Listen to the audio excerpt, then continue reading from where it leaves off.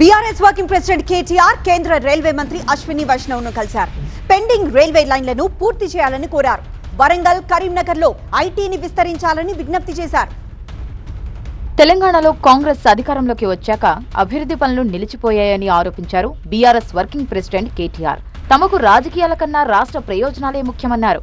ఢిల్లీలో కేంద్ర మంత్రి అశ్విని వైష్ణవ్ను కలిసి తెలంగాణ పెండింగ్ ప్రాజెక్టులపై చర్చించారు. కాజీపేటలో రైల్వే డివిజన్ ఏర్పాటు చేయాలని విజ్ఞప్తి చేశారు. కొత్తగూడెంను కూడా రైల్వే డివిజన్ గా చేయాలని కోరారు. కొత్తపల్లి, వేములవాడ రైల్వే ప్రాజెక్టు పూర్తి చేయాలన్నారు. సిరిసిల్ల, వేములవాడ స్టేషన్లు అభివృద్ధి చేయాలన్నారు. మరి ఇక్కడ కాజీపేటలో దాదాపు 2000 కిలోమీటర్ల ట్రాక్ ఉంది కాబట్టి దీన్ని కూడా డివిజన్ గా ఏర్పాటు చేయాలని కోరాం.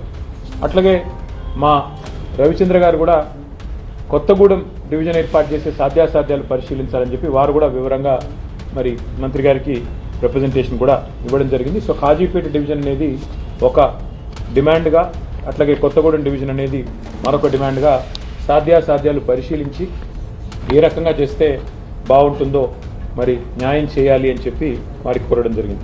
కాంగ్రెస్ వైఫల్యం కారణంగా తెలంగాణలో ఐటీ ఉద్యోగాలు తగ్గాయన్నారు కేటీఆర్. తెలంగాణలో ఐటీ రంగ కార్యకలాపాల విస్తరణకు కేంద్రం సహకరించాలని అశ్విని వైష్ణవ్ను కోరారు. మీరు మా గతంలో చేసిన పనులన్నీ వారికి వివరించి చెప్పాం, కానీ ఈ 2 ఏళ్లలో ఐటీ గ్రోత్ మందగించింది.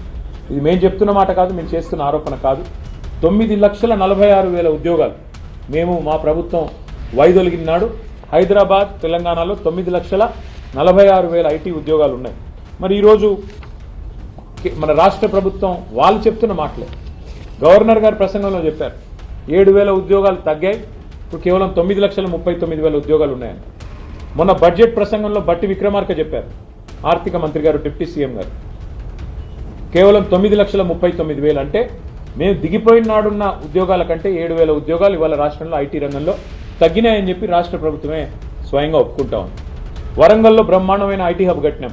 అక్కడ ఒక India AI center, India artificial intelligence centre, India data lab వరంగల్లో కేంద్ర ప్రభుత్వం అక్కడ ఉన్న ఇన్ఫ్రాస్ట్రక్చర్ను వినియోగించుకుని ఏర్పాటు చేయండి. అట్లాగే కరీంనగర్, ఖమ్మం అక్కడ సైబర్ సెక్యూరిటీకి సంబంధించిన ఒక ఆర్టిఫిషియల్ ఇంటెలిజెన్స్ కేంద్రాన్ని ఏర్పాటు చేయండి, సెంటర్ ఆఫ్ ఎక్సలెన్స్ ఏర్పాటు చేయండి అని వారిని కోరారు. డీలిమిటేషన్ విషయంలో తెలంగాణకు అన్యాయం జరిగితే ఊరుకోమన్నారు కేటీఆర్.